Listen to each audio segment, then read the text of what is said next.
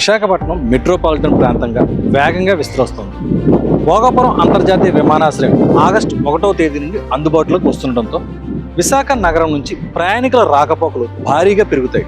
ప్రస్తుతం ఉన్న రోడ్డు మార్గాలపై ఒత్తిడి తగ్గించడానికి, ప్రయాణ సమయాన్ని ఆదా చేయడానికి సముద్ర మార్గంలో స్పీడ్ ఫెర్రీ లేదా క్రూజ్ సేవలు అత్యంత వ్యూహాత్మకమైన మరియు లాభదాయకమైన ప్రత్యామ్నాయంగా నిపుణులు భావిస్తున్నారు. వైజాగ్ నగరం నుండి భోగాపురానికి సుమారు 45 నుంచి 50 కిలోమీటర్ల దూరం ఉంది. జాతీయ రహదారి NH-16పై పెరుగుతున్న వాహనాల రద్దీ వల్ల కార్లు లేదా బస్సుల్లో వెళ్ళడానికి సుమారు 2 గంటల సమయం పడుతుంది. పీక్ అవర్స్లో ఇది మరింత పెరగవచ్చు. అందుకని సముద్ర మార్గం ప్రయోజనకరంగా ఉండవచ్చు అన్నది ఒక ఆలోచన. స్పీడ్ ఫెర్రీలు లేదా కాటామరన్ బోట్ల ద్వారా కేవలం 30 నుండి 40 నిమిషాల్లో 46 కిలోమీటర్ల దూరాన్ని అధిగమించవచ్చు. ఇది ప్రయాణ సమయాన్ని దాదాపు 70% వరకు తగ్గిస్తోంది. పైగా ఒత్తిడి లేని ప్రయాణం, రోడ్డు ప్రయాణంలో ఎదురయ్యే ట్రాఫిక్ జామ్లు, సిగ్నల్స్, పొల్యూషన్ వంటి అలసట ఏమీ లేకుండా ప్రయాణికులు ఆహ్లాదకరమైన వాతావరణంలో విమానాశ్రయానికి చేరుకోవచ్చు. విశాఖ నగరంలోని వేర్వేరు ప్రాంతాల ప్రజలకు అందుబాటులో ఉండేలా 3 కీలక పాయింట్ల నుండి ఈ ఫెర్రీ సేవలను ప్రారంభించవచ్చు. అందులో మొదటిది విశాఖ ఫిషింగ్ హార్బర్ లేదా పోర్ట్ ఏరియా. దక్షిణ వైజాగ్, గాజువాక మరియు పారిశ్రామిక ప్రాంతాల ప్రయాణికులకు ఇది బెస్ట్ ఆప్షన్. ఇక రెండో ఆప్షన్ రుషికొండ లేదా ఐటీ హిల్స్ తీరం. ఐటీ కారిడార్, MVP ప్రాంతాలు మరియు వైజాగ్ సిటీలోని ఉత్తర భాగ ప్రజలకు ఈ పాయింట్ ఎంతో అనుకూలంగా ఉంటుంది.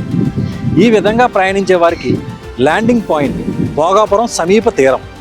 భోగాపురం తీరంలో ఒక ఆధునిక జెట్టీని నిర్మించి అక్కడ నుండి కేవలం 5 నిమిషాల్లో విమానాశ్రయ టెర్మినల్కు చేరుకునేలా లగ్జరీ షటిల్ బస్సులు లేదా ఎలక్ట్రిక్ వాహనాల సదుపాయం కల్పించవచ్చు. ఈ విధంగా విమానాశ్రయానికి సముద్ర ప్రయాణం వలన కేవలం రవాణా వ్యవస్థ మాత్రమే కాదు, ఏపీ పర్యాటక రంగానికి ఒక బ్రాండ్ ఇమేజ్గా మారుతుంది. అది ఎలా అంటే, ఫెర్రీ ప్రయాణంలోనే ప్రయాణికులకు లైవ్ కిచెన్ ద్వారా తాజా సీ ఫుడ్, వైజాగ్ స్థానిక వంటకాలు మరియు అంతర్జాతీయ పానీయాలను అందించవచ్చు. మరొకటి సముద్ర వీక్షణం, సీనిక్ క్రూజ్. విదేశీ మరియు దేశీయ పర్యాటకులు బంగాళాఖాతం అందాలను ఆస్వాదిస్తూ, వ్యాపార ప్రయాణికులు తమ అలసటను మర్చిపోయేలా లగ్జరీ సీటింగ్, వైఫై సౌకర్యాలు కల్పించవచ్చు. అదేవిధంగా ఫ్రీ చెక్ ఇన్ సదుపాయం కల్పిస్తే ఇంకా బాగుంటుంది. బోర్డింగ్ పాయింట్స్ ఫిషింగ్ హార్బర్ లేదా రుషికొండ. అక్కడే ఎయిర్పోర్ట్ తరహా లాంజ్లు ఏర్పాటు చేసి లగేజ్ చెక్ ఇన్ పూర్తి చేసి టెక్నాలజీని వాడితే ప్రయాణికులు నేరుగా ఫెర్రీ ఎక్కి ప్రశాంతంగా వెళ్ళిపోవచ్చు. ఈ విధంగా చేయడం వల్ల ఆర్థిక మరియు పర్యావరణ ప్రయోజనాలు, కార్బన్ ఉద్గారాలు తగ్గింపు చేసినట్టు అవుతుంది.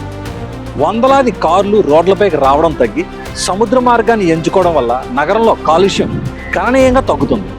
అంతేకాకుండా ఉపాధి అవకాశాలు లభిస్తాయి. ఈ ప్రాజెక్ట్ ద్వారా జెట్టీల నిర్వహణ, బోట్ క్రూ, క్యాటరింగ్, హాస్పిటాలిటీ రంగాల్లో వందలాది మంది స్థానిక యువతకు ఉపాధి లభిస్తుంది.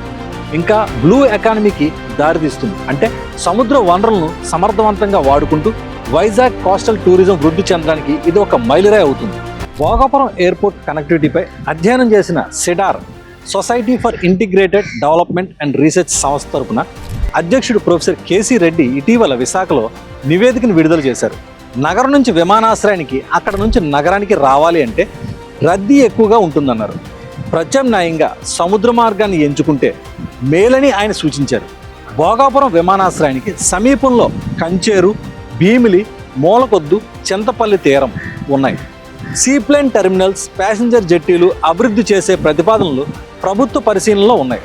కంచేరు తీరంలో జెట్టీ నిర్మిస్తే అక్కడ నుంచి 10-15 నిమిషాల్లో భోగాపురం విమానాశ్రయానికి చేరుకోవచ్చు. విశాఖ పోర్ట్ కంటైనర్ టెర్మినల్ నుంచి భోగాపురం వరకు విస్తరించనున్న తీర రహదారికి సమాంతరంగా సముద్ర మార్గంలో రవాణాను అనుసంధానిస్తే మేలని నిపుణులు సూచిస్తున్నారు. భోగాపురం ఎయిర్పోర్టుకు సముద్ర రవాణా అనేది ఒక అద్భుతమైన మరియు ఆచరణాత్మకమైన ఆలోచన. ప్రభుత్వం పబ్లిక్ ప్రైవేట్ పార్ట్నర్షిప్ అంటే PPP మోడల్లో గ్లోబల్ ఆపరేటర్లను ఆహ్వానించి రుషికొండ, భోగాపురం వద్ద ఆధునిక ఫ్లోటింగ్ జెట్టీలు నిర్మిస్తే ఈ ప్రాజెక్ట్ త్వరలోనే సాకారం అవుతుంది. ఇది వైజాగ్ను అంతర్జాతీయ ప్రమాణాలు ఉన్న స్మార్ట్ సిటీగా మార్చడంలో కీలక పాత్ర పోషిస్తుంది.